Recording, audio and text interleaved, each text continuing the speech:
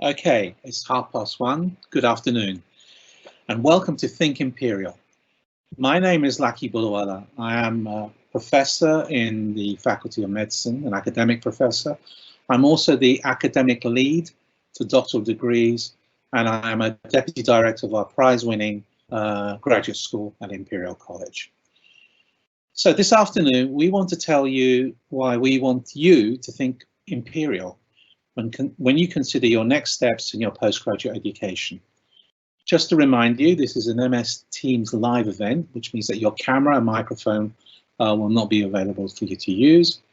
And we would ask you to use the Q&A panel for questions and comments. So these are questions that you can ask our panel and our speakers today. The questions will be moderated and you can submit them anonymously if you wish. Next slide, please. By way of some useful information, just to tell you that the Faculty of Medicine offers 34 master's programs. We have over 1,000 new master's students a year joining us at Imperial, in the Faculty of Medicine. We currently have applications open and you can apply via the website. There are no set deadlines. Applications will close as soon as a program reaches capacity. In addition to that, for PhD students out there, students that want to register for PhDs, we have a MRC doctoral training program, which I'll talk about in a little while. We have 10 fully funded studentships offered through that, and an additional 7 studentships which are tied to case projects, which are industrial partner academic partnerships between Imperial and those partners. The application deadline for those is the 7th of January. In addition, as many of you would have already seen, there is lots of information on the Think Imperial website, which I'm sure you will find useful with regards to Imperial 360, the master's courses we run, and additional funding information. So I suggest you refer back to the website for more information. Next slide, please. So this is an overview of the program today. It's a packed full program. And in this, we're going to start with some short presentations, after which we're going to have a panel discussion, which will be directed at answering questions that you have sent us both in advance and today. So to get us underway, I want to ask Tom Pearson, the head of our student financial support team, to talk to us about what funding opportunities are available. Thank you, Tom. Thank you, Lucky. The presentation is quite short, so I will refer to the web on a few occasions. All our information is on our web pages. So if I can have the next slide and launch into that information. Just to very quickly say who I am as well, I'm the head of the Student Financial Support Team in Registry. So our team can provide further advice and support on matters of student funding.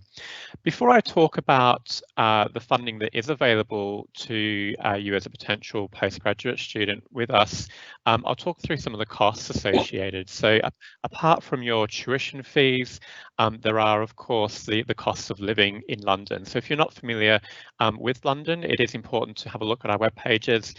We have some information here on a cost of living page that's taken from averages from our student experience survey. So we do this each year. We take these averages and display them, break them down in this format shown here. So we suggest £325 per week. It's an average indicative figure. Some students spend more, some students do spend less than that. If I could have the next slide, please. So the funding that's available, there is funding available from the government for students with a home fee status for masters as well as at the doctoral level. There's also Imperial funding through scholarships and studentships that will be discussed later. There's also some external funding, particularly for international students to be made aware of, which I'll discuss today as well. If I can have the next slide, please.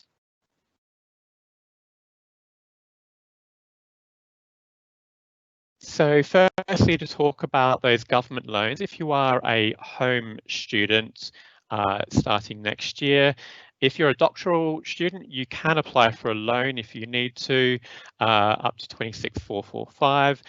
That is the current year's figure, so that's likely to go up slightly next year. If you apply after first year, though, it's about half that you can apply for as a loan. The master's loan is a bit over £11,000. So that is, and again, both of these loans are not means tested. So regardless of household income, you can take out that loan for study purposes if you need to from the government. And they are loans, so you do need to repay them once you've graduated and you're earning over the threshold of 21,000. The repayments to these are on top of any repayments you're making as an undergrad to your undergraduate student loan. So just be aware of that there's an additional repayment for the postgrad loan on top of any undergrad loan you might still have. Studentships, I won't talk through too much at this stage. I will leave to Lucky to discuss in more detail, but I will talk about other scholarships in a moment. If I can have the next slide, please. So the President's PhD scholarships are our prestigious central scholarships that we have.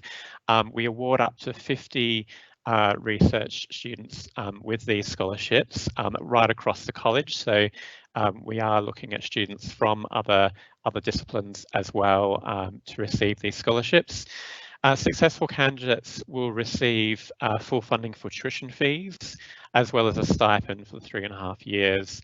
And there's also a consumables fund as well that departments manage to allow students to attend things, conferences and various equipment that's required for your research. The information here is displayed on the website, so I won't talk through all of it, but just to pick up on a few key points here. We do look at your highest qualification when we're looking at eligibility. So if you've studied undergrad and the master's level, we do normally look at the master's qualifications.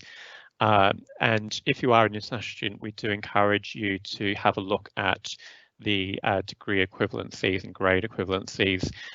You can have a look through the link again on the website. How to apply? Well, essentially it's linked to your application to study a PhD at Imperial. So as part of your application, there'll be some questions there to complete around wanting to be considered for these scholarships. Once prompted, you'll be asked to complete a personal statement as well. Next slide, please. So we have 3 rounds of making decisions for these President's PhD scholarships. The first round applications already closed 6th November, and we'll be making those awards known to successful candidates by the end of January next year. If you're about to apply, you've got until the 8th of January to be considered for the second round. We'll notify successful candidates by the end of March, and then third round you still have until the 19th of March to apply, and you'll be notified by the 31st of May if you're successful. There are some master's scholarships available as well. So in the actual Faculty of Medicine, there are some Dean's Master scholarships available, £10,000 each for home and overseas students. There's also a scholarship separate to that for home students only, which is the full funding for tuition fees. So some generous scholarships there to look out for. Again, have a look on the website for those Faculty of Medicine scholarships. Further funding for overseas students, have a look at the information on British Council. There's information specific to your country. There's also some scholarships specific to certain students as well. So students coming from China can also apply to the China Scholarships Council scholarship. Again, we have a separate web page on that, so do have a look at that information if you're coming from China to take up a place at Imperial. American students have various scholarships, Marshall and a few others they can apply for, and from Commonwealth countries there are Commonwealth PhD scholarships as well. So do have a look at our web pages. There's an international scholarship collaborations page there with some further information, further scholarships available. At all levels of study, we do have access to an alternative guide to funding at Imperial. So essentially this is a directory and advice around applying for grants from charities and trusts. We have lots of students that get various small grants, anything from a few hundred up to a couple of £1,000 in some cases. So it's worth having a look at that to see if that might patch up your funding in some cases as well. If things don't go to plan, and obviously over the past year there's been a lot of unforeseen circumstances unravelling across the world, if your finances are affected after you commence study, then please do come and see us in the Student Financial Support team. We do have a Student Global Relief Fund for students on scholarship whose scholarships have been cut due to unexpected and circumstances outside of their control. We also have a student support fund for self-funding students who were impacted after they commenced study. So the awards are limited, but in some cases it can be an assistance towards living costs. So further reading beyond today, as I said, do have a look at our web pages on the international collaborations and other scholarship information that they're available to you, as well as those government loans. You can also check out the gov.uk site for further information on those government loans if you are a home student. I'll pass back to Lahi now for further information about the UKRI funding and other studentships. Tom, thank you so much. That was a fantastic comprehensive overview of funding. As you know, we had a number of questions regarding funding, a large number of questions regarding funding in the pre-questions sent by the attendees, and I'm delighted to see that that you've addressed many of those points already. So thank you so much, Tom. Okay, so I just wanted to move on there and just say a few words about the MRC, the Medical Research Council Doctoral Training Program, which I lead on as the program director. So this is a PhD training program that works on the basis of appointing students who then go on to choose their own projects and own supervisors. So this is not a project-driven program. It's about recruiting students that are a good fit to our program, best match for our program. We have two entry points into this. We can take students who already have a master's and we offer them 3.5 years funding to do a PhD, essentially 3 months to do a PhD, the standard 36 months, and then 6 months writing up. We also have a 4.5 year entry point, which is for students who haven't got a master's, so coming straight off their first degrees, who then come to us, are able to choose any master's within Imperial College, so not just restricted to the Faculty of Medicine, and then stay with us to do a PhD under this scheme. And that's proven to be a very popular route as well. And then in addition to that, we have a number of what we call iCase projects, which are PhD students which are offered as being based on a partnership between an academic at Imperial, or an academic group, and a commercial partner. Now, these commercial partners range from very large commercial partners to small spin-out companies, SMEs, including spin-outs that have come from the college itself. The fees are fully funded. We have a stipend of £18,000 per annum, which is higher than the standard UKRI stipend. It has support for conference meetings and so on, some contribution towards the research running costs.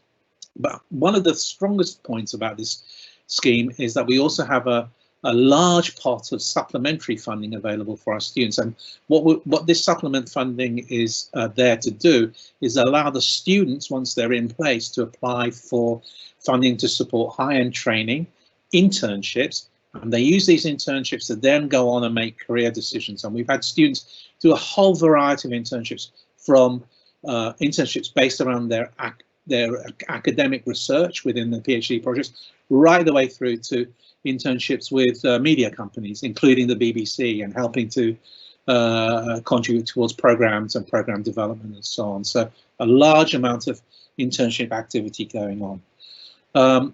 The call is currently open and it will close on the 7th of January. And one of the things I'm really happy to tell you is that as a result of a very recent change in UKRI policy, which is only a few weeks ago, we're able to accept applications from overseas students. And it is for this particular program, for the DTP, there will be no expectation for any successful overseas students who come onto the program to make up any tuition fees, being the difference between what the program offers and what overseas fees are within the faculty. So there is no fees issue with this as regards overseas students for this program. Okay, if we go on to the next slide, please.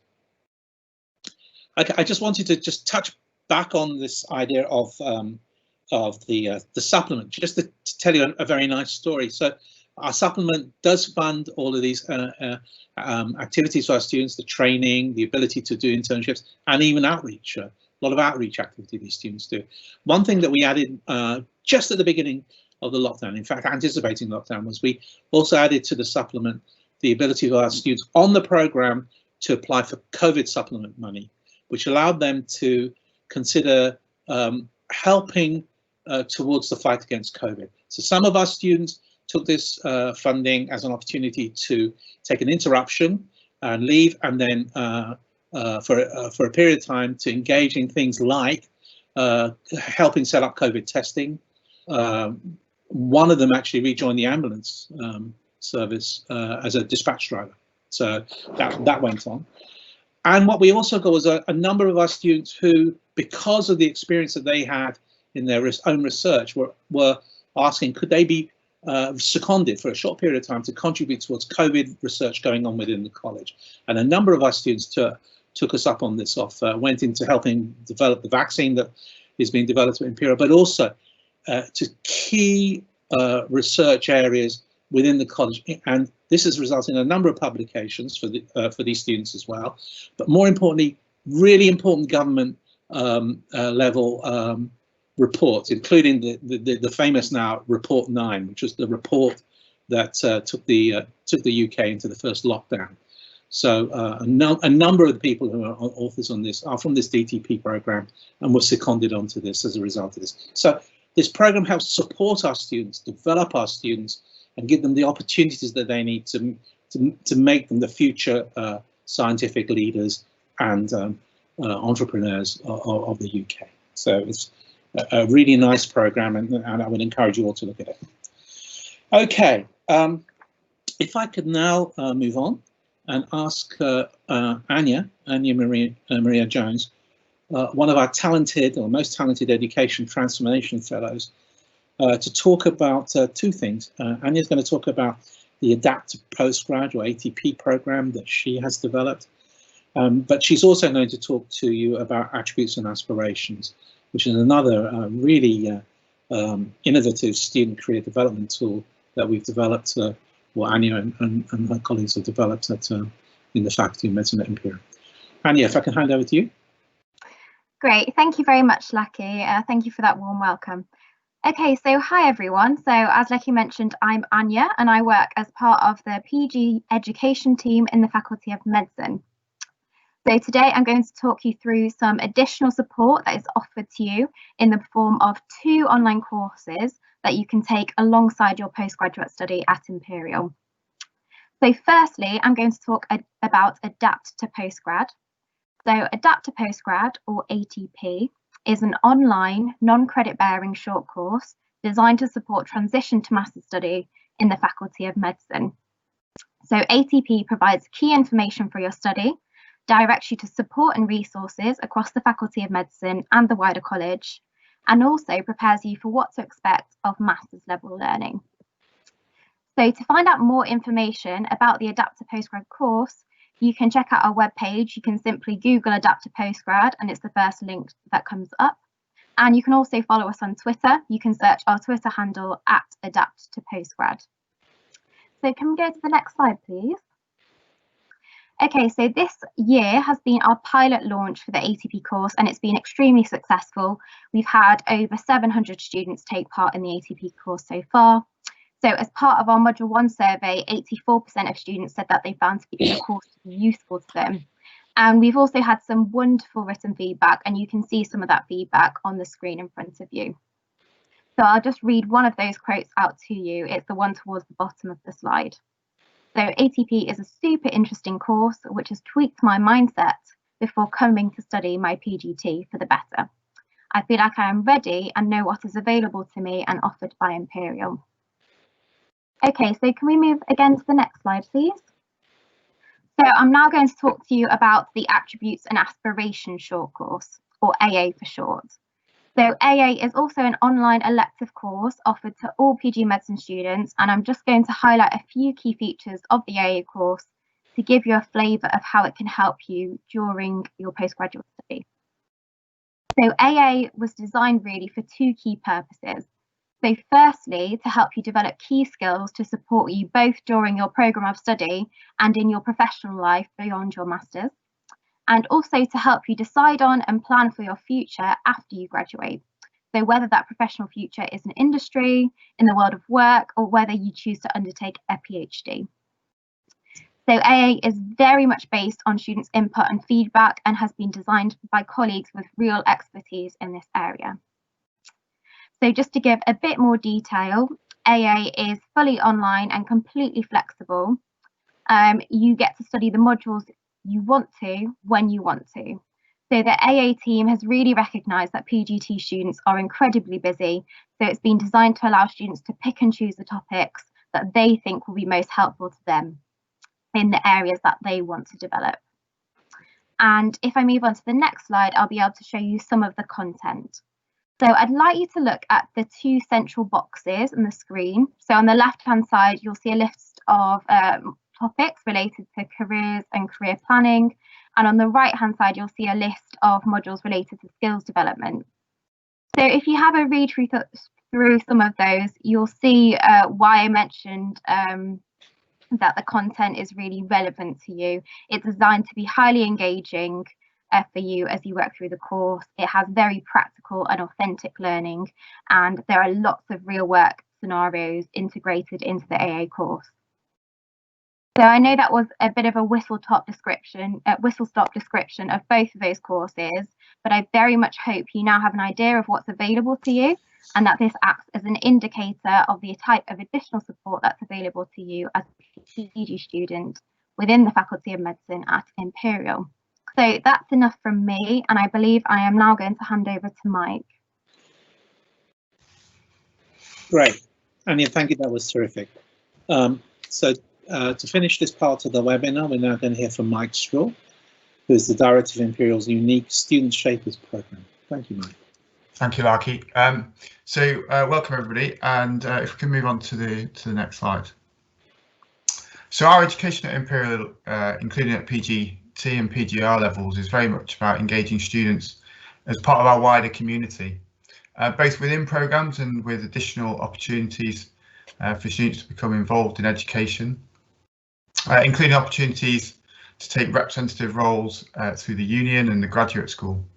And Student Shapers, the programme that I run, is a programme that provides opportunities for students to engage in deeper and more meaningful partnership with staff to deeply influence and co-design aspects of our education. Next slide, please. So we run projects in a range of activities through curriculum design, in educational research, and in design of physical learning spaces, where students can engage in partnership with staff in these projects alongside their studies.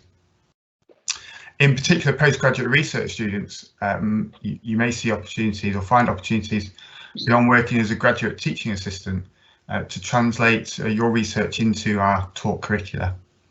And in fact, the two programmes you just heard about, the the aspirations and attributes and the adapt to postgrad programmes, were both had aspects of Student Shapers projects to develop them. Next slide, please. The students that have done the engaged in Student Shapers projects have reported and discussed a number of benefits. It's a really good, as I said, a professional development opportunity, particularly for students where you envisage your future career to involve an aspect of education. And of course, modern higher education is a very fast evolving world, as you'll experience in our education at Imperial. And so being involved at a deeper level is really rewarding and allows you a real insight into modern education. And finally, we do support our student participants through a bursary for engaging in our projects. So perhaps just to leave you with a short quote, there was one there, sorry, previous slide, can you go back? Yeah, just to read out that short quote. Both student partners have required to examine their knowledge of the fundamentals of their PhD research. They've also learned a significant amount about modern pedagogies and the development and delivery of lecture courses. That was something one of our staff partners reported recently. Thanks. Final slide, yeah. So hopefully I look forward to working with some of you in the future and engaging in our education in a very collaborative and community-minded manner. Thanks very much. Back to Larky now. Mike, thank you so much. Actually, you know, I have to say that the Student Shapers program is already very much embraced by staff and students, and is a very valuable program for us in developing our curricula as we move forward. Okay, so just now what we're going to do is set up for the panel. Just before we go to and I start introducing the panel, I just want to remind you first of all that the event is being recorded, and the recording will be made available to everybody through a link after the event. And the other thing is to remind you that we are using the Q&A panel to get your questions. There are lots of questions coming in, and we would ask you to vote for questions. So if you see a question on there that is like the question you want to ask, you vote for it. It goes to the top of a pile, and that way we can start homing in on the questions that are most immediate, that we need to get some answers for. Great. Okay, so what I'd like to do now is just to introduce members of the panel that you haven't yet met in the discussion, and the speakers from the session just now will also stay actually as well to help answer questions. So first of all, Georgia Simmons, who's just completed an MRes in cancer biology. Hi, Georgia. So she's one of our new PGT alumni. So she's just finished the course here. Alicia Gale. Hi, Alicia. So Alicia is current PhD student in the National Heart and Lung Institute, the NHLI at Imperial, specializing in respiratory diseases, but also did a master's at Imperial in epidemiology in our School of Public Health, and also has and works and has a position with AstraZeneca as well. So that's really nice to know. And then we have, if I move down to the bottom, then he can wave. We got Dr. Mohammed Jawad. So there we go. There's Mohammed. So Mohammed is actually a doctor. He's a public health clinician who started his PhD in 2016 on the MRC doctoral training program. He's just defended his title, his thesis, which is titled "Understanding the Impact of Armed Conflict on Morbidity and Mortality Globally," and he's passed. So he's a doctor. So that's something you can put on his CV. And fantastic, Mohammed, that you've joined us today. Then sitting next to Mohammed on my monitor is Dr. Sean Casson. So Sean is a biomedical researcher who previously trained and worked as a management consultant, so a change in career here. And in order to get on in that change in career, as in the way that he could help develop his career, he applied to and was successful in getting onto our MRC doctoral training program, and we were delighted to have him on that. And Sean is here then to tell you a little bit more about that, and from the perspective of changing career and then moving to do a master's and then a PhD on the doctoral training program. Then we have Liz Wong. Liz is a senior lecturer in the Department of Metabolism, Digestion and Reproduction. And Liz is a deputy director of the MRes in biomedical research we have. This is one of our biggest MRes. In fact, if not anything, it's the biggest. And it's split down into a series of streams where you can find a very, you can easily find a specialized niche area that you might be particularly interested in terms of biomedical research. And as I said, very popular master's course. And finally, we have Dr. Michael Jones. And Mick is a reader in molecular medicine, and he is the deputy course director, and indeed was the course director until he stood down from this quite recently, of the Masters in Molecular Medicine, which is one of our oldest, most established and most popular master's courses. It's a fantastic course. Okay, so that's our panel. So maybe we can now start to move on. I hope I haven't forgotten anybody. Move on to talk, to start answering some questions. So I'm going to start with some questions that have come into us already in advance. And Sean, if I could just get you just first of all to kick things off. So a question that we've been asked in various contexts, so we kind of paraphrase this, is what key bit of advice would you give to a student hoping to study at Imperial? Based on my own experience, I would say the most important thing is to really just believe that you can actually get into a place like Imperial. I found through my own experiences that a lot of students that come from lower tier universities or non-research intensive universities tend to think that they don't stand a chance to get into Imperial or into some of the top tier universities. And I firmly believe that if I can do it, so can anybody else, as long as your foundation is solid. So obviously academics is important. And I would also say, as Imperial is so oversubscribed in terms of applications, it's important for anyone to apply, whether for a master's program or for the PhD, to apply early. It's really important to apply early. Going back to my situation, I applied for the Masters of Biomedical Research really early. So places do fill up, and it's a rolling process, as mentioned before, so you don't want to miss out. So apply early and do your research, identify what type of program you're interested in, be specific, do your research, and nail your personal statement. Your personal statement is really important, as well as your references. If you can get all of that into an application, you stand a really good chance to get into Imperial. That's very good advice. Does anybody want to add to that? Any of the panel? Hey, Georgia.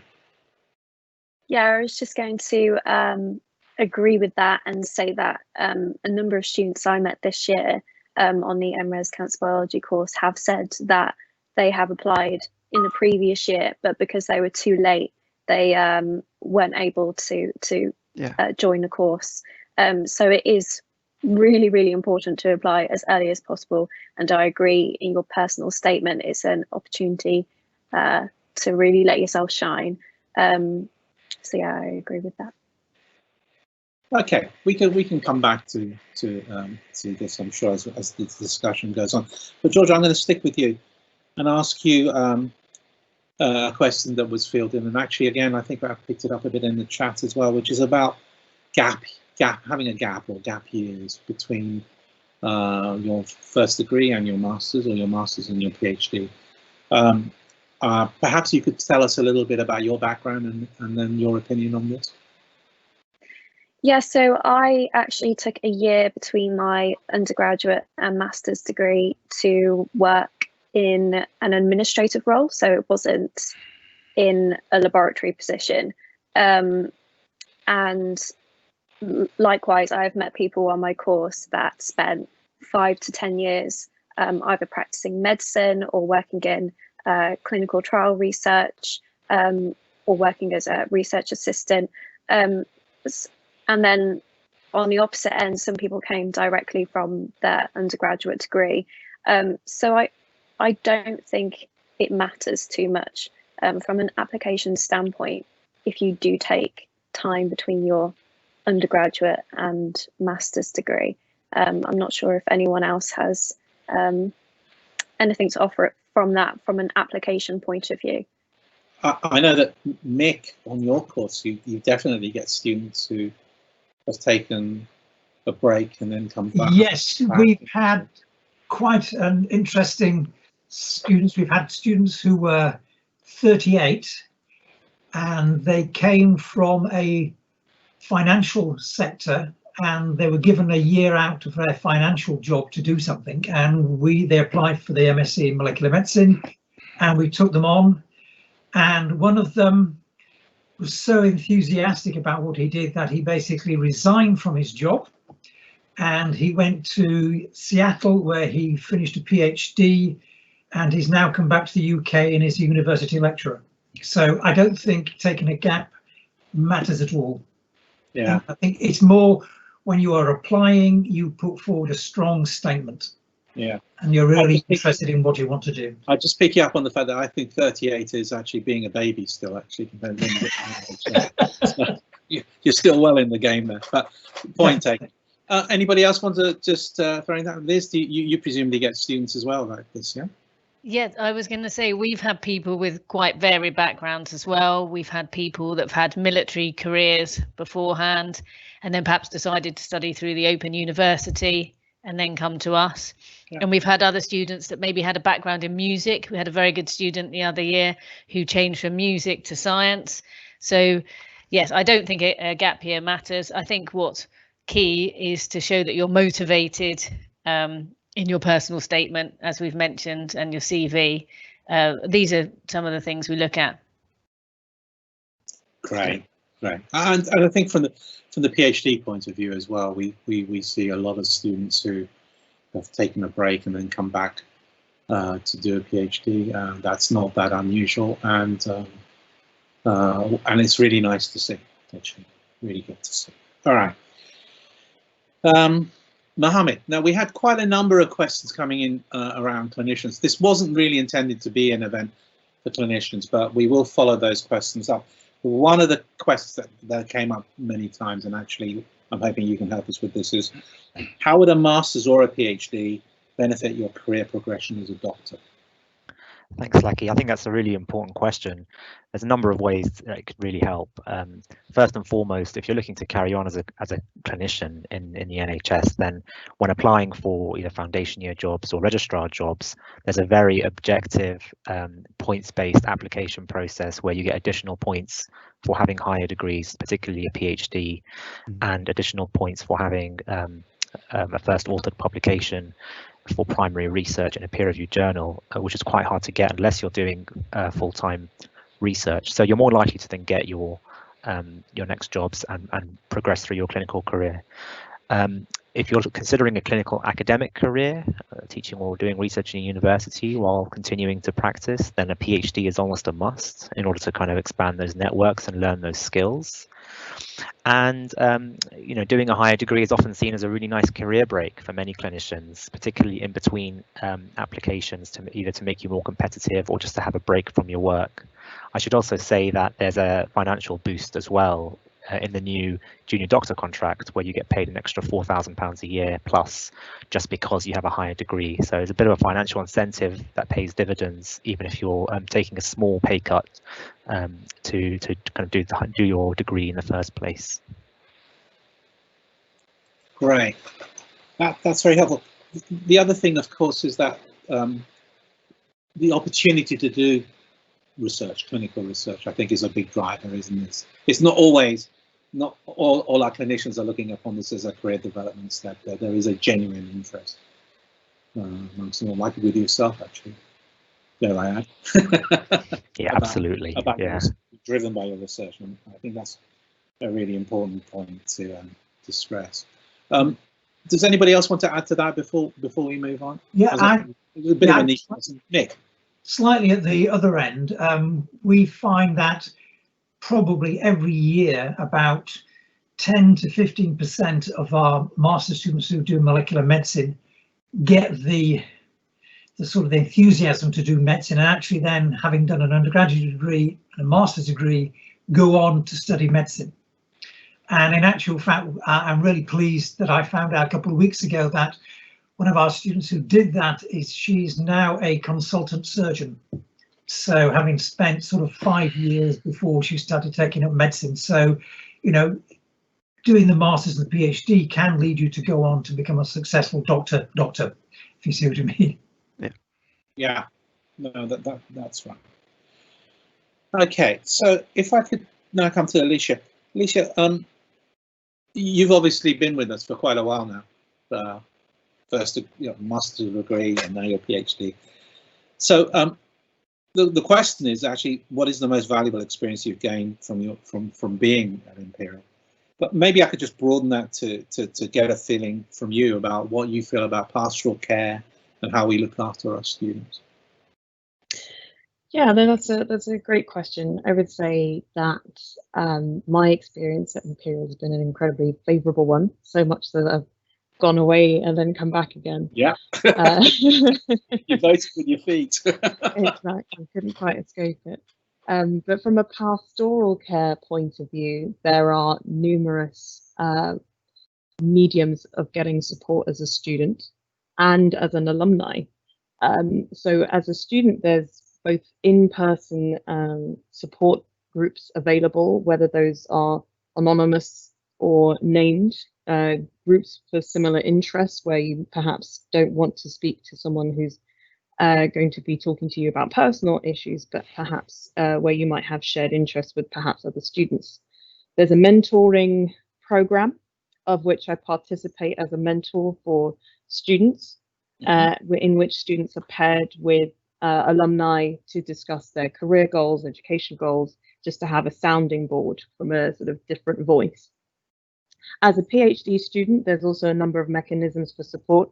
You'll have your immediate PhD supervisor, you may have a co-supervisor, and you also have an opportunity to have a sort of buddy who's non-related to your faculty perhaps, or non-related to your immediate research group. And that person could also act as a sounding board if you're having personal or educational topics that you'd like to discuss. So there's quite a few mediums for support throughout your educational time with Imperial at various levels, both from undergraduate through postgraduate and as an alumni. I still get emails about alumni groups meeting up around the world. So there's plenty of opportunities even after you've left the university to stay in touch and to reach out, which is really good. That's lovely to hear about the alumni side of things, because you know, we consider our students very special, so we like to know that they're staying in touch and stay in touch with Imperial. Mick and Liz, do you want to just add maybe a little bit about the pastoral side of things as regards to the master's students, how they are looked after? Yeah, well, I can add that on the, so this is the MRes in biomedical research. We have some course tutors. So as well as the administrative team and the management team, we have separate course tutors that students could go to if they feel that it's an issue that they don't want to talk to the management team about. So we have a couple of those because we've got 8 streams, as you mentioned, Lucky, it's quite a big course. So we've got a couple of tutors based across those. And then obviously there are the mentor schemes and the general college-wide schemes as well. Yeah, Mick, did you want to add to that? Yeah, with the MSc molecular medicine, you know, all students have effectively a pastoral tutor outside of the course organisers who they can go to discuss any issues and any problems that they have. So we're very much aware of support for the students that come on the course. Sure. That's lovely. I just wanted to add, so I don't know if any of the students who are attending today have looked at our online Global Public Health Masters. So we have an online Global Public Health Masters, which is proving to be very popular. And on that course, we also have assigned tutors. Each of the students on there gets an assigned tutor as well, pastoral tutor. So at all levels, we like to ensure that students have this level of support. Albeit, you know, even if they're distance learning from the college, that's interesting. That's important to know. Okay, so Liz, if I could come to you, what are some of the unique points of coming to do PGT? So by that I would say masters and MRes, if that's okay. So I know we say some MRes is actually PGR, but anyway. For example, do we offer other training? What other things are we offering the master students who come to Imperial? Well, there's quite a few different training opportunities, I would say. So within our masters, we run sort of technical workshops, journal clubs. We have a core program on a Wednesday morning. So that provides things that are additional to the general lab work. And hopefully these are techniques in critiquing journals, so that helps also with presentation skills, and the workshops and things just give a bit more information. We do statistics and bioinformatics. So within the course we have that training. And I would say also the graduate school is very good. So that offers master classes for the master students, as the name suggests, and also training for PhD students. And those include, again, research, communication, impact, business studies. So, and it is a requirement of the masters and PhD courses that you attend a certain number of these. So these are very useful. I'd say also you could become a GTA, which would allow you to help out in practicals for undergraduates. So that's a different type of training, but that's something, if you were interested in that, you could do.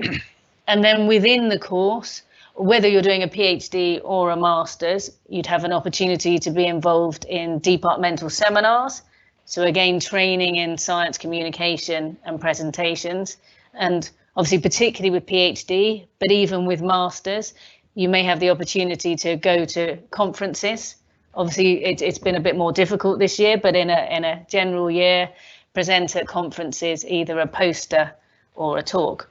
So again, it's building on those sort of science communication skills. Right. Yes. And just if I just give a little bit of context to the master classes. So we have a very, I say this because I'm a deputy director, so I'm not quite blowing my own trumpet here, but we have this fantastic graduate school that initially was primarily the offering was about training our PhD students, but from those courses, we were able to develop equivalent courses for the master's students. And so there's a wide variety of courses that master's students can enroll on while they're with us, from simple things like deciding how you might choose a career, right the way through to coding classes. I think the coding classes are now open as well. So a lot of skills there we're offering in the way of support training. Mick, did you want to add to that in terms of the master's courses? Yeah, I'd like to echo everything that Liz said. Yeah, with our master's course, all students will actually stand up in front of their cohort and do a scientific presentation, so they get the skill of doing a presentation. Opportunity to go to meetings is there. and we have journal clubs, everything that the MRes package has, we have for our students, masters wise. So yeah, very much so. Okay. All right. If we could move on, and actually, Mick, I'm going to stay with you. Yeah. Is it possible to be accepted onto a master's in Imperial with a 2-2? Now, before you answer that, can I just preface that by saying that our minimum requirement to be accepted at Imperial is a 2-2, right? So yeah. I think if anybody thinks that we only look at students with firsts and 2-1s at an entry level, that is not right. No, that's excellent. I would say with the MSc in molecular medicine, which is now in its 25th year, we've always taken students with 2-2s. It's more important that you have a good, strong recommendation letters, references, and the enthusiasm of the student counts more. And we've always taken students with 2-2s, and some of them have been the best students we have in the year. I don't necessarily think a 2-1 or a first at times makes a student very good for doing the research aspect that we're looking for. So, more than welcome to take students with 2-2s, not an issue at all. Good. I'm just looking at the questions coming in. I'm going to just scroll through those in a minute. But one thing I have picked up in this chat, and also previously in the pre-questions, was just generally the issue about how we're coping with COVID in terms of how our teaching is affected by that, and how research is being affected by that.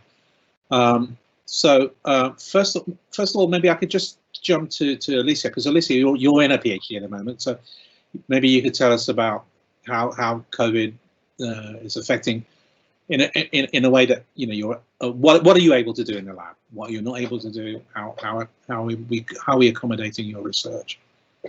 Yeah, no, great question. Unfortunately for me, a lot of my research is online, desk-based, so I'm not in a lab, which fortunately means I'm able to work from home.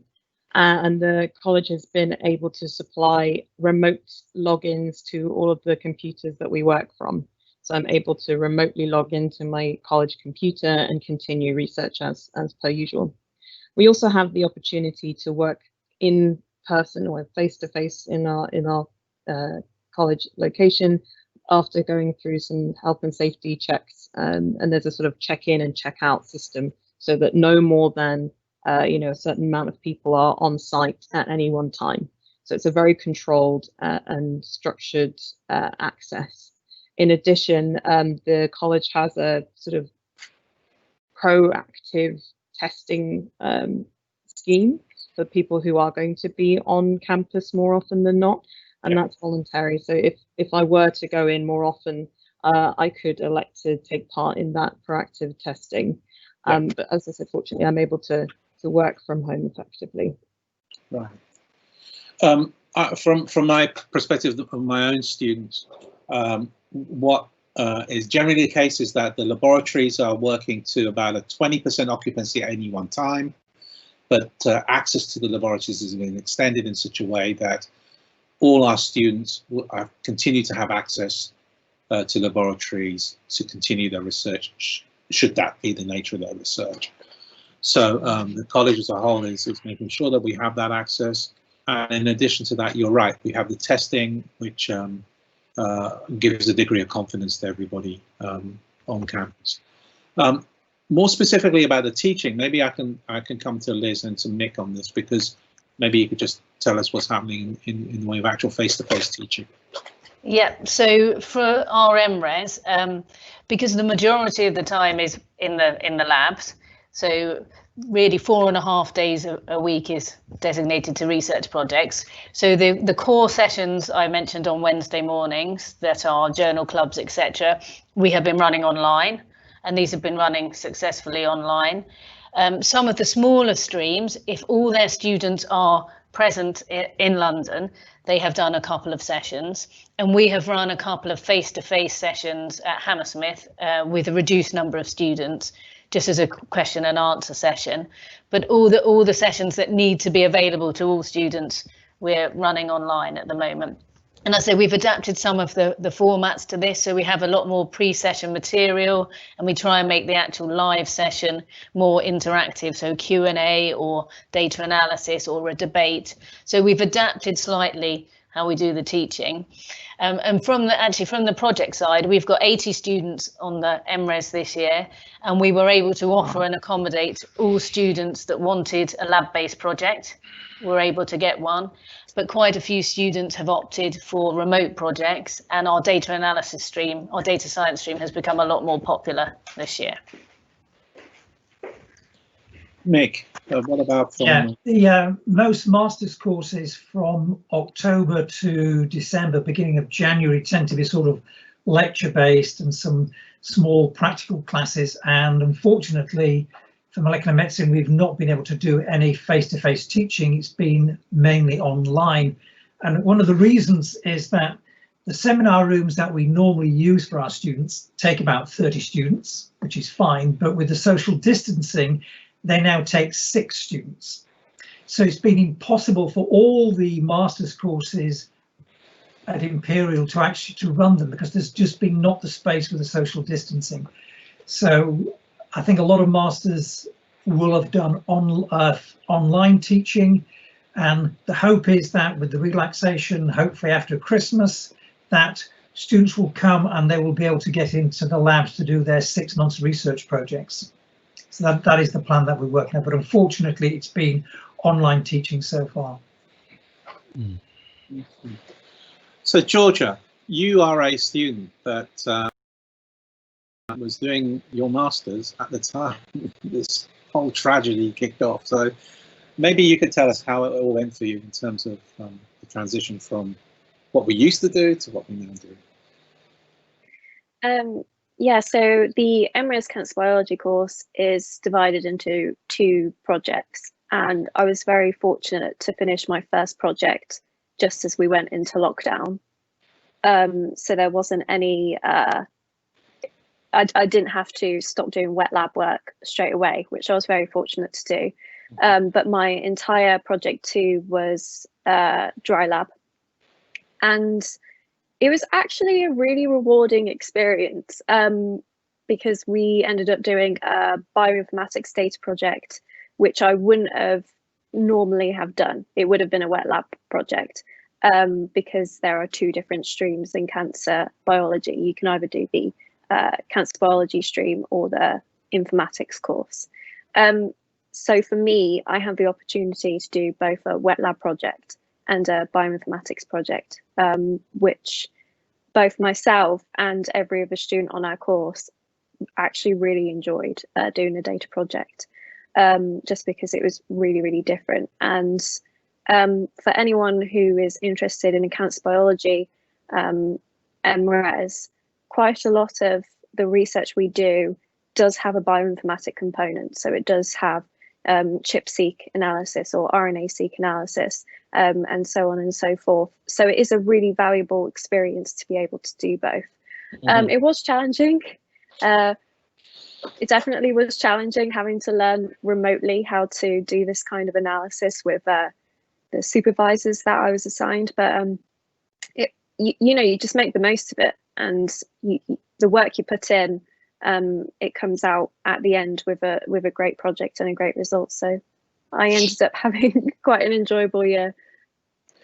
All right, and just to reassure people who are listening to us, our PhD timelines have not changed. Our recruitment is the same. Numbers are as high as they usually are. We haven't seen a decrease in numbers of students wanting to come and do PhDs with us.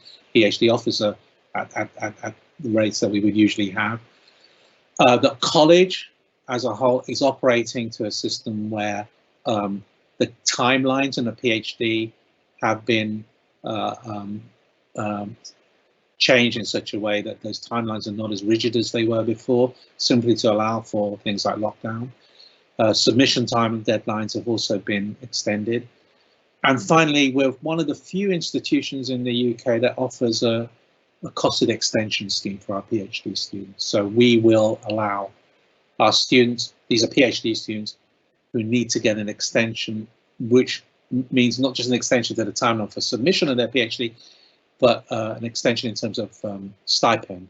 We have a costed extension scheme, and that is now about to go into its wave 4. So we've had 3 rounds of these awards already, and we will very soon be moving into the 4th wave.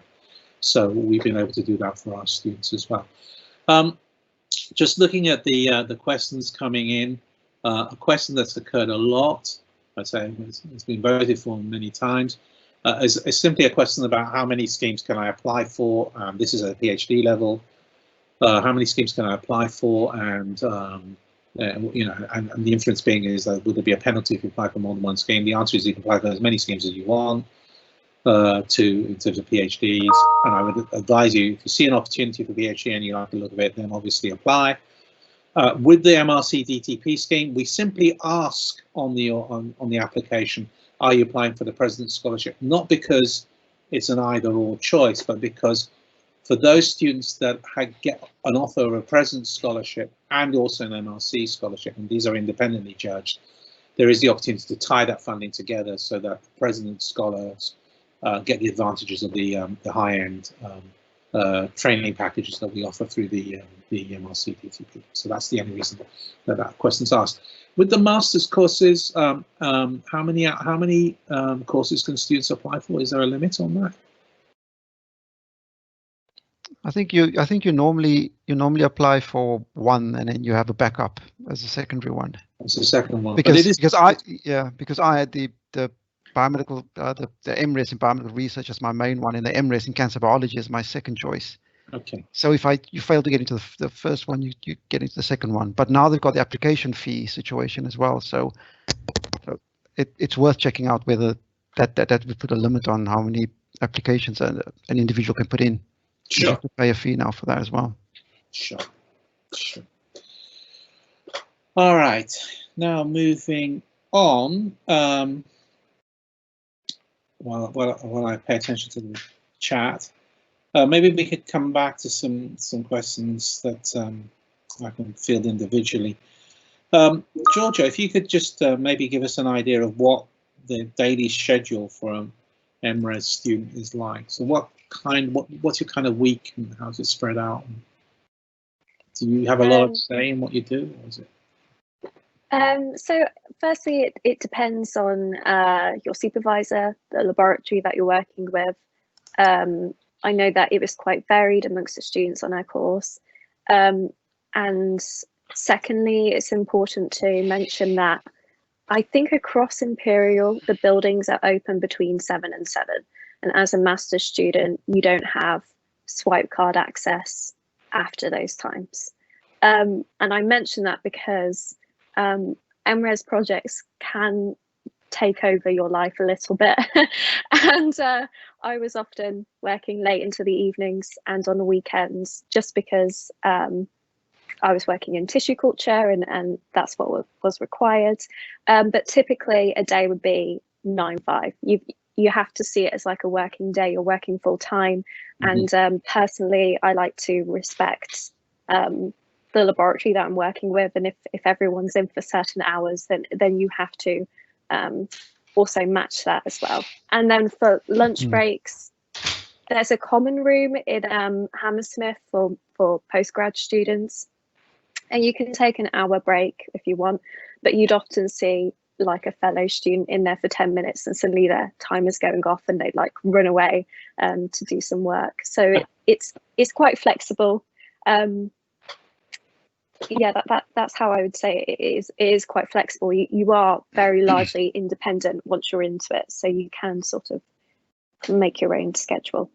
Yeah, I know, Mick, that on many of the master's courses, the students organise themselves into social groups. They have a lot of activities they do together, a lot of activities going on. I'm sure that's true of most of our master's courses. Liz is nodding, so she recognises that as well. Yeah.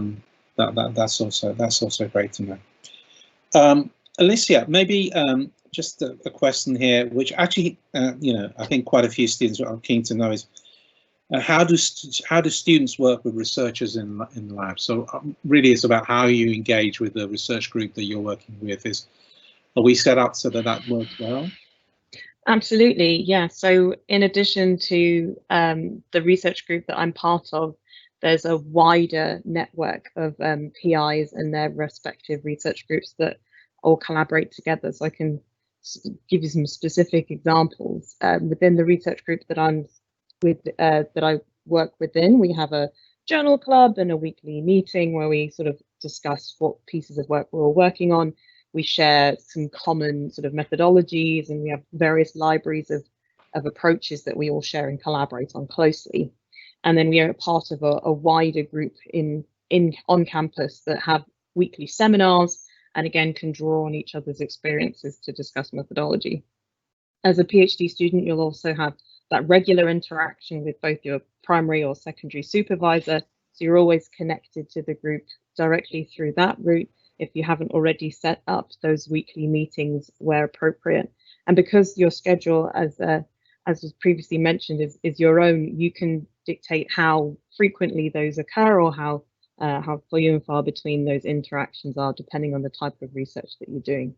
So it can be a very tight-knit and very close group of people working on similar types of work, or depending on the nature of your research, you could spend a lot of time dedicated to just the research that you're working on as an individual.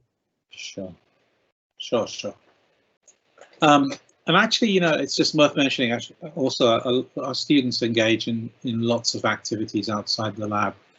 The labs are in a lot of outreach activity going on through Imperial. And Imperial, we have an outreach laboratory at the South Kensington campus, which is used to outreach to students still at school, and our students get involved with that as well. So it's really nice to see that. So a question that is very popular, and it's going to come to Mick and to Liz, is just how well are the courses going at the moment in terms of capacity? Are we anything like a 50% of the positions already gone? Our students want to know, our students here want to know how fast are things flying off the shelves here? So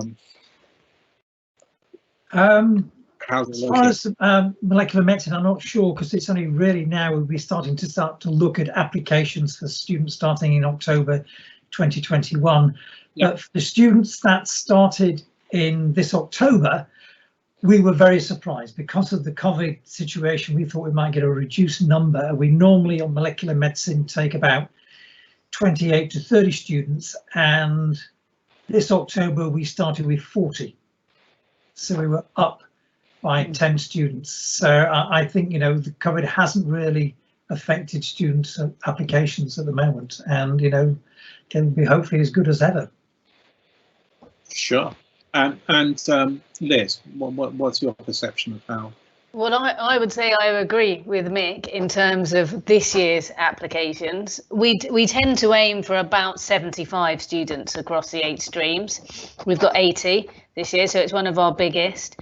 And as I mentioned previously, the data science stream, which traditionally has sort of between 7 and 10 students, has almost 20 this time. So I think that reflects the ability to be able to do remote projects. So obviously these ones, people don't need to come into campus. So we do have some students actually who have not moved to the UK and probably won't move to the UK. So obviously we need to tailor our online weekly offerings to those students. So we're canvassing that at the moment. And in terms of this year's applications, it's usually fairly quiet before Christmas. So it starts picking up, I would say, the applications in the new year.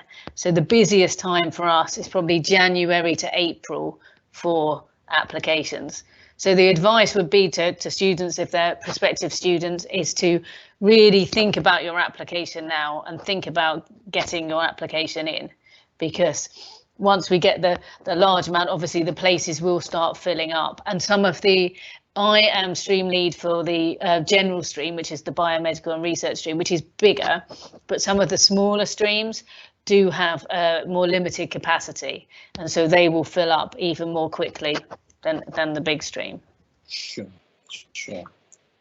Okay. Can I just add something? Just to add on what Liz said, if you apply early, a lot of these scholarships I found as closing dates are quite early as well. Yeah. So if you apply early, then you get onto that track where you can apply for the scholarships. If you apply late, then you obviously miss out on those deadlines and those opportunities as well. Right. The scholarship schemes tend to be at this end of the year. Yeah. In the academic year. So it's quite difficult to get onto a scholarship scheme much later. Although I could just remind you that what Tom was saying, which the President's Scholarship Scheme doesn't have a closing date. Yeah, well, it's got 3 rounds. So Yes, that's an open call. Actually, so it's Mohammed and Sean here. So both of you. So you're both off the MRC DTP now, so you can say what you want because you don't have to put say nice things because of me. But there is a question which we've been asked, which is, and it's not, I would like to generalize this. So it's not about being on the MRC DTP, but it's being a PhD student in a training program rather than a student going to an individual lab on a particular, an advertised PhD. What would you like to tell us about if that, what are the advantages of that? How does that work for you? Maybe start with Mohammed and then Sean can come in.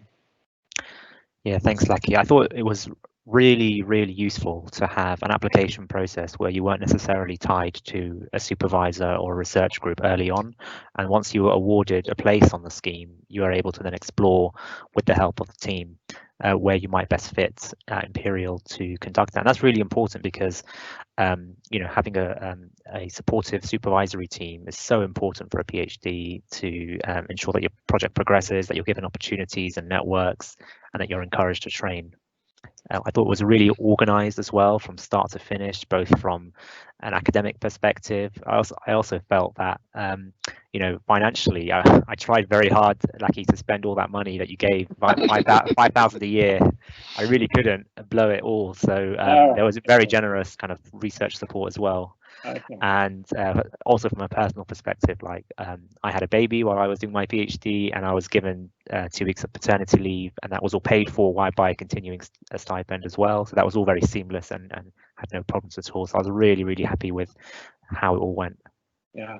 So that's the most important part of your PhD, what you just mentioned there, actually, about which is really nice there. Sean, did you want to? No, I second definitely what Mohammed said. For me, it's being part of another cohort. So as a student, if I had an individual project and I was based in the lab I was in, being able to get into the colloquium stuff with the MRC DTP and being part of a bigger group was very helpful. So build friendships and connections there as well. And also just the way it was set up, the supplement scheme and allowing interruption of study. So I took 3 months out and I just tried to do some clinical research experience work at Cambridge University, the clinical trial unit. So that was quite seamless as well. And I've made a lot of connections up there, learned a lot of clinical research, clinical trials within the NHS setting, worked on 2 clinical trial, phase 3 clinical trials, which I wouldn't have been able to do if I just did a standalone PhD without being part of the DTP. So it was really, really helpful, and I've made really good connections through the scheme as well. And just to the students who are listening, the MRC DTP is not the only scheme. So there are other schemes. There's a British Heart Foundation scheme. There's some other MRC schemes which are associated with centres. There's also the big MRC centre scheme, which is currently is the LMS, which is currently has an open call. In the NHLI, they have a studentship scheme as well. So, and then if you go outside the Faculty of Medicine, we have the bigger CDTs, Centres of Doctrine, so we have in chemistry, engineering, and so on. And many of those have projects which tie in with the Faculty of Medicine as well.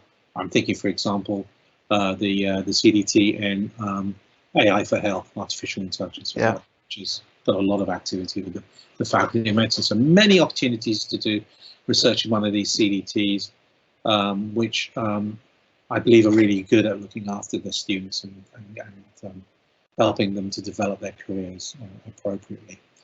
That's great to know. Anya, if you're still on the line, there's a little question about ATP, if you could just chip in here. And it's a question, actually 2 people are asking, can you apply to ATP before making your application or having an offer? It's so popular that people want to sign up just for ATP. So maybe, Andy, if you're there.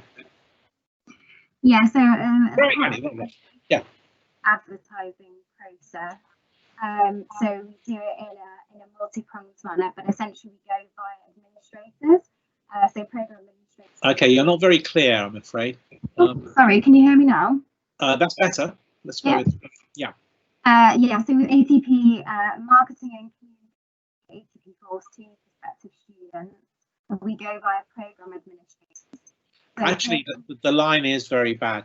If you could pick up on this, maybe in the chat, then maybe we could get you to answer that. But it is that there's some students who are very keen on ATP, so they'd like to know a little bit more about that. If that's okay. I'm sorry, the line, we can't hear you at all. Sorry. Some other students are asking, and again, yes.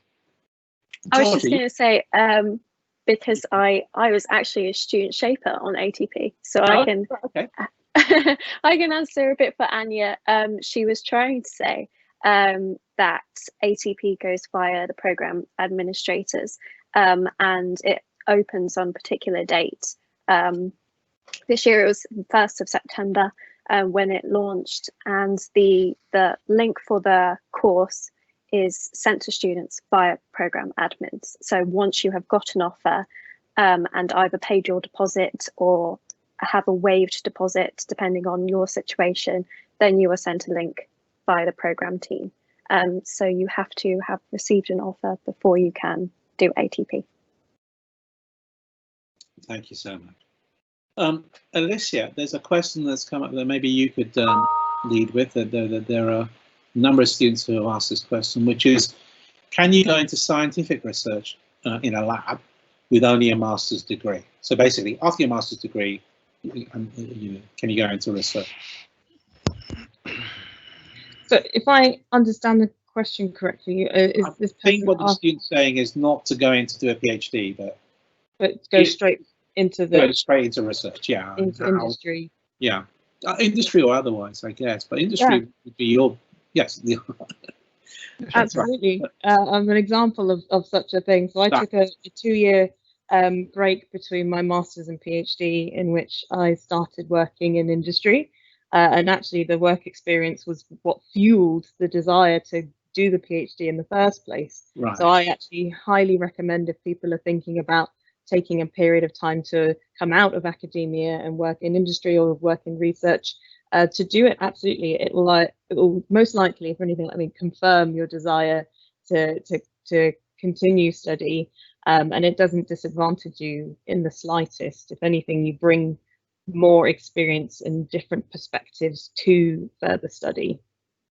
Yes, Mick and Liz, I think you could help us with this, because you presumably are seeing students who defer a decision to do a PhD, or they're not sure if they want to do it. Yeah, definitely. We do recommend to students, we have a meeting with students before they finish the master's course about what they're going to do once they finish the MSc. And quite a lot of them actually, when they started the MSc, definitely when they finish it, they're going to go straight into a PhD. But once they're into the MSc and doing research, they want to think about it. And so we do say, take time out. If you can get a research assistant, research technician's job in a lab for a couple of years, then do that, get some more lab experience before you commit to the 3-year PhD. And I always say one of the bonuses of working in a lab as a research technician or as a research assistant is that you're doing research, but you haven't got any stress of that. You've got exams, you've got to write papers, you've got to write a thesis. You can just get on and enjoy working in a lab doing experiments. So I think it's quite common, and it's, if students want to do that, then go ahead and do it, and then come on to a PhD when you feel, yes, I can do the commitment for the 3 years. Yeah, and I would agree as well with Mick. We've seen that quite a lot. So, and students have gone on to research assistant technician posts, and a lot of them have then decided to go to PhDs, and some of them have decided that actually they'll move into sort of medical communications, or we've had quite a few go into policy, this kind of thing. Yeah. So gives them a bit of breathing space, as you said, Mick, without the pressure to decide if that's what they want to carry on to do. Yeah, and what we don't have representation from today there's somebody from our careers unit at Imperial, which is excellent in supporting undergraduates and postgraduates in finding out about careers and getting best advice as to how to move into those areas.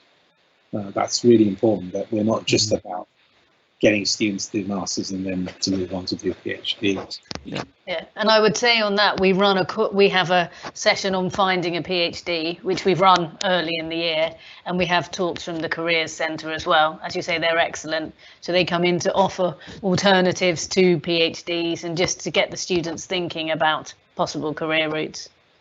Yeah, that's absolutely right. There are a number, actually this is a large number of students actually have asked the question about, so these are undergraduate students who are thinking of coming to do a master's or an MRes with us. And it's a general question, I guess, which is, are they disadvantaged because they've had to have adjust their expectations in their degrees and basically have ended up not doing any lab work at all because of COVID and have been limited to doing dissertations? Actually, is that an issue, Mick or Liz, for the courses? I'd say it's not an issue because, you know, the COVID situation's affected the whole world. So every student that's wanted to do a master's degree now, that started in October, you know, they didn't necessarily do lab works in their final year of their BSc degree. Yes. And I don't think it's affected them drastically, but you know, I think, you know, it's unfortunate, but you know, students should still go for it. You know, it's getting that experience in the master's or your PhD. I mean, to say it's great if you have got some good experience from your undergraduate BSc degree, but it doesn't necessarily matter. And this goes back to when I said about the two guys who came on our course when they were 38. They hadn't been in the lab for, you know, it's 15 years, but they quickly got up to speed doing it. So I don't think it particularly should be a disadvantage to students. Yeah. And it wouldn't affect us recruiting students either. No, I would agree with that as well. So in a standard year, we may have put a little bit more importance on it, but because so many applicants won't have that experience, then yes, obviously we adjust what we're looking for in the applications. Yeah. I mean, Georgia, there would have been a degree of this with you because you took a gap here between your undergraduate degree and then coming on to do a master's. So did you feel that there was a steep learning curve for you to come to start working in a lab, or it was pretty straightforward? Yeah, I was very nervous about it, and I had a conversation with my day-to-day supervisor because it'd been 2 years since I'd done any pipetting, and he reassured me that, you know, you pick it up really, really fast, and I did. Picked it up very fast. So I don't think it matters. Great. Another very popular question, and coming back to Mick and Liz here. You're the duo, right, to go with. But what level or how extensive undergraduate research experience is required to be considered in Imperial? So are we looking for students who have got a lot of experience in research? I can come in afterwards to say something about the PhD side of things, but maybe you could just give us a heads up. I would say for master's courses, it's great if the student has got some lab experience, but it doesn't matter. And I think it's more the references that a student gets and the enthusiasm for the course that counts more than necessarily lots of research experience. I would agree with that totally, because we look at the application as a whole. So obviously some students have had the ability to do this, but we know that some universities it may be harder to have been able to do an undergraduate project. And obviously, as we've mentioned in this past year, it's difficult. So we've had students who've been incredibly successful coming in with no real lab experience before, and actually even gone on to get the MRC DTP fellowships and are doing extremely well at their PhD. So it's definitely not a barrier at all.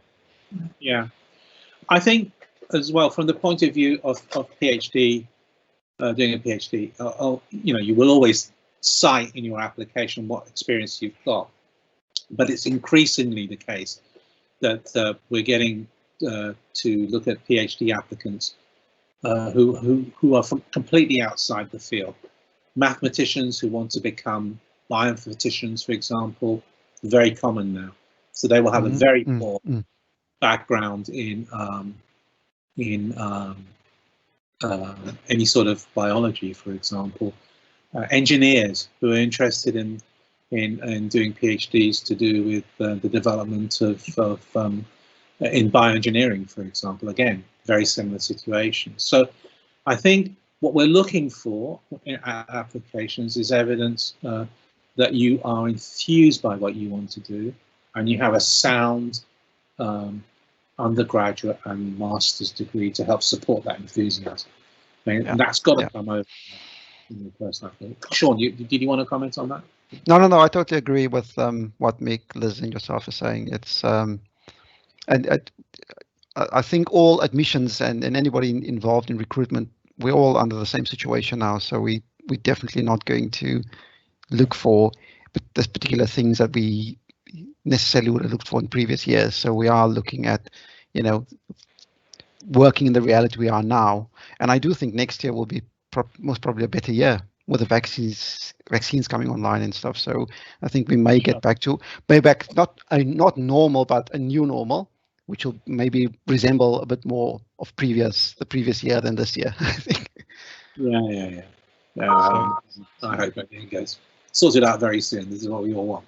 Yeah, we've got to be positive. We've got to be positive. We've got questions coming in about A levels, actually. So are A level grades important for applying to do a master's or an MRes at Imperial? So I didn't do A levels. Okay. My education was outside of the UK, so I came into the UK 20 years ago as a business graduate with experience in consultancy. So I didn't have A levels, so I had alternative qualifications. So when I came into the science setup in 2007, I basically did an access course in science, and that's the first time I did science in secondary school, which would have been about 10 years prior to that. So they do look at, I don't think A levels is the only thing they look at now. So international, the IB, and so access courses. Yeah, as long as it's equivalent, and obviously you meet the minimum standard. I don't think A level is, especially if you're a mature student, it's not going to be the main indicator that they look at. Yeah. Mick and Liz. Yeah, I would agree with that. From my own personal experience, I had a PhD student who came, he didn't have a BSc degree at all.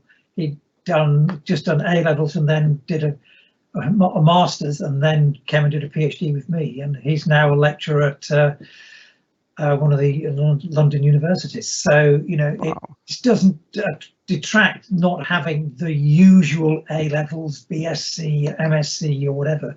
I think it's more your personality, your enthusiasm for the subject rather than having all the right qualifications in order. Yes. Yeah, and I would agree with that. We don't tend to look at the A levels that much. And as I say, one of our most successful students had a BA in music. And then what we looked for is the motivation. And she had gone on and done sort of evening classes, additional classes to get a science foundation background to then come on the course. And that to us was more important than what she'd got sort of A-level wise. So, yeah, I would agree. Right. Okay, I can see the time is coming on. I think I've got time for one more question. And actually, it was a specific question which I think Alicia can help with because you are involved with Black in STEM. Is that right? Is that an initiative you're involved with? In one way or another. It's just that there's a student just wanting to know more about it, actually. Okay. Maybe just give us a few minutes on that. That would be great. Sure. So I'm a STEM ambassador, which is a national organisation, not necessarily specific to Imperial, although Imperial has an offshoot of that. in which we as ambassadors are sort of promoting STEM subjects in schools, both from primary school all the way up until college and further. And the sort of primary aim of that is to introduce the STEM subjects to students who are either enthusiastic about them or who have not heard anything further about those.